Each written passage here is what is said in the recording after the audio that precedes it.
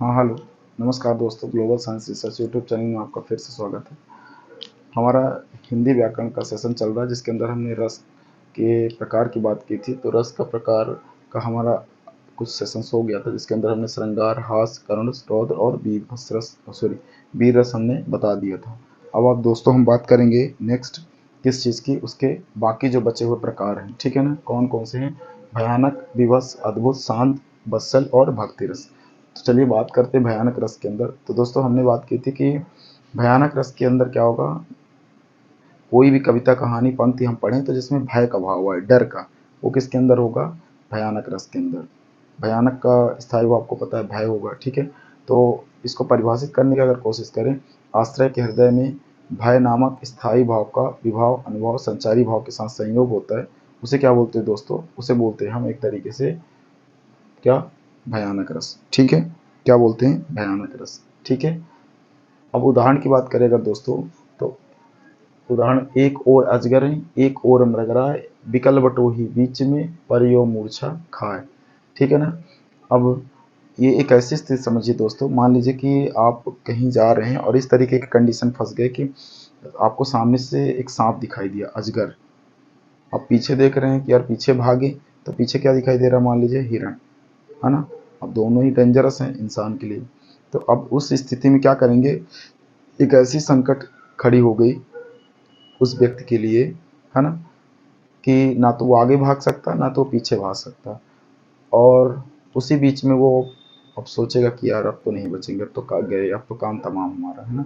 अब तो बस हो गया, काम तमाम हो गया, अब नहीं बचने वाले, अब मर ही जाएंगे। उसके बाद वे डर इतना ज़्यादा उत्पन्न हो जाएगा उस स्थिति को देखकर कि वो मूर्छित हो जाएगा।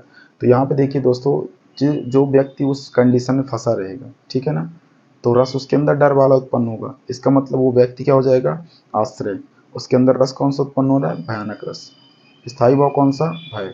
अब अगर बात करेंगे उसमें किसके कारण उत्पन्न हुआ, तो इसमें अजगर और मृग, इसके कारण या उस स्थिति को समझ लीजिए, तो वो क्या हो जाएगा? विभाव। अब वो बीच में कि यार मर जाएंगे, नहीं बचेंगे, ये जो तरह तरह के भाव है ना, ये किसके अंदर चले जाएंगे? ये चले जाएंगे दोस्तों आपके अनुभव के अंदर। अब बात करेंगे, सॉरी, विचार किसके अंदर चले जाएंगे? संचारी भाव के अंदर। अनुभव में क्या होगा? अब वो क्या कर सकता है? या तो भाग सकता है, रोक सकता है, गा सकता है, चिल्ला सकता है। लेकिन यहाँ पे क्या दिख रहा है दोस्तों? मूर्छा खाए, मतलब वो बेहोश हो गया। तो यहाँ पे क्या हो जाएगा? यहाँ पे सात्विक अनुभव। अनुभव, जो भी घटना आश्रय के द्वारा की जाती है वो अनुभव कहलाती है। तो यहाँ पे देखिए वो मूर्छित हो गया, मतलब यहाँ पे मूर्छा खाना क्या हो जाएगा? अनुभव, वो भी सात्विक, क्योंकि आश्रय के द्वारा हो रही घटना है, ठीक, सॉरी, आश्रय के अंदर अपने से हो रही घटना, इसलिए वो कौन सा हो जाएगा? आपका सात्विक अनुभव। अब बात करते हैं दोस्तों विवश की। तो विवश की अगर बात करें दोस्तों, तो विवश मतलब एक घृणा का भाव, है ना, एक तरीके से नफरत का भाव, इस तरीके का। तो कोई ऐसी कविता, कहानी, उपन्यास पढ़ लो जिसमें आपको, या पंक्ति पढ़ो जिसमें आपको नफरत का भाव हो। परिभाषा क्या होगी? सेम होगी। आश्रय के हृदय में स्थित घृणा, जुगुप्स या घृणा। नाम थोड़ा जुगुप्स से नहीं समझ में आता कि क्या होगा, तो घृणा समझ लेते हैं। जुगुप्स या घृणा नामक स्थायी भाव का विभाव, अनुभव और संचारी भाव के साथ संयोग होता है, तो उसे क्या बोलते हैं हम? एक तरीके से उसे बोलते हैं हम क्या? विभत्स रस। अब विभत्स रस का उदाहरण देखते हैं दोस्तों। जे नर माछी खाते हैं मूड़ा पूछ समेत, ते नर सरगे जाते हैं नाती पूछ समेत। अब मान लीजिए आप ही इस कविता को पढ़ रहे हो, तो आपको लगेगा यार कोई कैसे हो सकता है कि मच्छी को खाने से स्वर्ग जा सकता है। तो आपने इस कंडीशन को मान लीजिए देखा, क्या कोई व्यक्ति कैसे मच्छी, मान लीजिए किसी व्यक्ति को मच्छी खाते देख रहे हो, तो वो जो मच्छी खाते देखने की कंडीशन है वो विभाव है। आप देख रहे हो, आप आश्रय हो, आपके अंदर वो भाव उत्पन्न हो रहा है, तो आप वो आश्रय, तो आपके अंदर ये घृणा वाला भाव उत्पन्न होगा। किसको? वो मच्छी खाते हुए कंडीशन को देखकर। अब आप सोचोगे कि यार, आप वहाँ पे सोच विचार करो कैसा इंसान है यार, मच्छी खा रहा है ना, घृणा का जो भाव आ रहा है आपके अंदर ना, तो वो किसके अंदर चला जाएगा? वो संचारी भाव के अंदर। आप उसे जाके मना करोगे, रोकोगे, या वहाँ से दूर चले जाओगे उस स्थिति को देखकर, तो वो आपके द्वारा जो घटनाएं की जाएगी ना, आपके द्वारा जो काम किया जाएगा, वो चला जाएगा किसके अंदर? अनुभव के अंदर। दोस्तों अब बात करते हैं थोड़ा सा अद्भुत रस की। आई होप कि आपको समझ में आ गया होगा। अब अद्भुत की बात करते हैं। अद्भुत की अगर बात करें दोस्तों, तो इसमें क्या आएगा? विस्मय। इसमें विस्मय का भाव आना चाहिए, ठीक है। तो इसकी अगर बात करते हैं, तो आश्रय के हृदय में स्थित विस्मय नामक स्थायी भाव का विभाव, अनुभव और संचारी भाव के साथ संयोग होता है, उसे क्या बोलते हैं, अद्भुत रस बोलते हैं। इसमें हमें क्या आश्चर्यचकित, सरप्राइजिंग वाला भाव आएगा, है ना। कोई ऐसी कविता कहानी सुने, जैसे दोस्त हमारे कोई अचानक ऐसी न्यूज़ सुना देते हैं जिसमें हमें सरप्राइजिंग का भाव आ जाता है, यार ऐसा हो सकता है, तो वो अद्भुत में चला जाता है, ठीक है ना।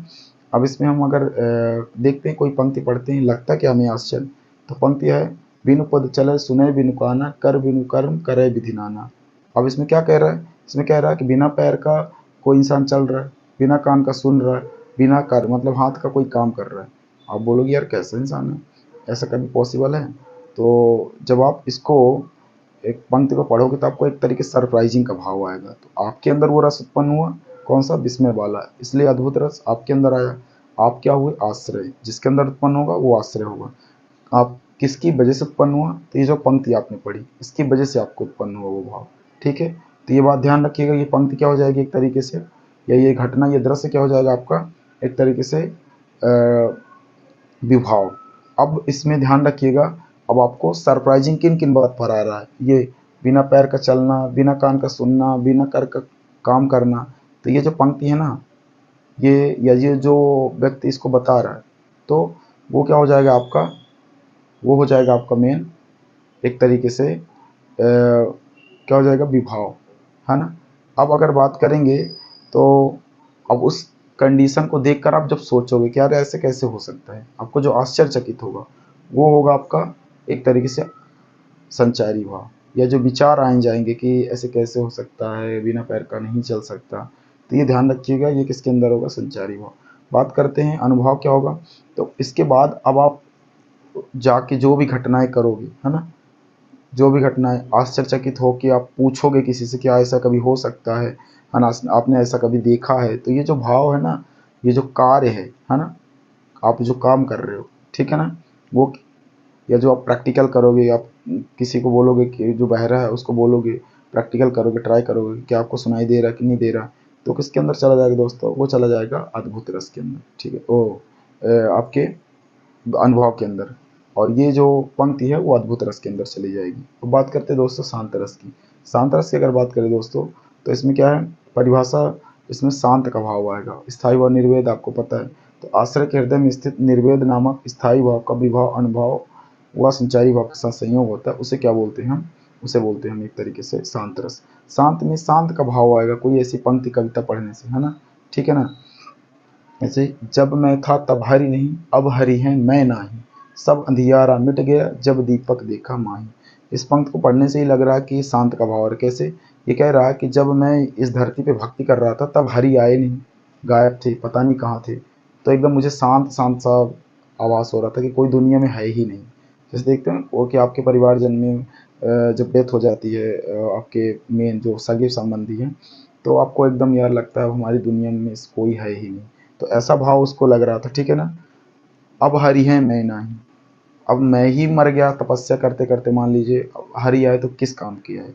तो वही बोल रहा है कि मैं जब था तब हरि नहीं, हरि नहीं है तो मैं नहीं, तो क्या मतलब निकला उसका, मेरे ना आने पर, मेरे एब्सेंट पर हरि आए तो सब अंधियारा मिट गया जब दीपक देखा माई, ठीक है। तो जो भी मेरे आसपास अंधेरा था, अंधकार था, अज्ञानता का या किसी किसी भी चीज़ का, तो जब मैंने दीपक देखा तो सारा अंधेरा मिट गया, प्रकाश मिट गया, जैसे ही मैंने प्रभु को देखा। तो इसमें एक तरीके से शांत शांत का भाव आ रहा है, ठीक है ना। तो ये चीज़ें आपको क्या करिएगा, ध्यान रखिएगा, ठीक है ना, क्लियर है। अब इसके बाद अगर बात करें, अब इसमें विभाव आश्रय वगैरह कौन होगा, वो व्यक्ति है, वो आश्रय होगा, उसके अंदर रस उत्पन्न हो रहा है। प्रभु क्या हो जाएंगे, या जो प्रभु से संबंधित घटनाएं विभाव, और उसके अंदर वो जो सोच रहा है कि यार ऐसा कैसे हो सकता है, एकदम शांत शांत सा भाव, है ना, वो किसके अंदर चला जाएगा, वो आपका एक तरीके से जो सोच विचार रहा संचारी भाव। और उसके बाद जो वो घटनाएं करेगा, है ना, शांत रह के एकदम चुपचाप, वो किसके अंदर होगा, वो अनुभव के अंदर। अब बात करते हैं वत्सल की दोस्तों, तो वत्सल का मतलब है प्रेम, प्रेम का भाव जिसमें हो, हम उसको वत्सल रस के अंदर काउंट करते हैं। इसको परिभाषित करेंगे तो आश्रय के हृदय में स्थित वत्सल नामक स्थायी भाव का विभाव अनुभव और संचारी भाव के साथ संयोग होता है, उसे क्या बोलते हैं दोस्तों, वत्सल रस बोलते हैं, ठीक है। अब इसमें देखिए, हमें उदाहरण से ही ज़्यादातर समझ में आता है, परिभाषा तो लगभग सेम है। बाल दशा सुख निरख जसोदा पुनि पुनि नंद बुलावत अचरा तरलय ढकी सुर प्रभु को दूध पिलावत। यहाँ सूरदास जी वर्णन कर रहे हैं कृष्ण और माँ यशोदा का कि यहाँ पे बाल दशा सुख निरख जसोदा, जसोदा क्या हो गई, यहाँ पे आश्रय हो गई।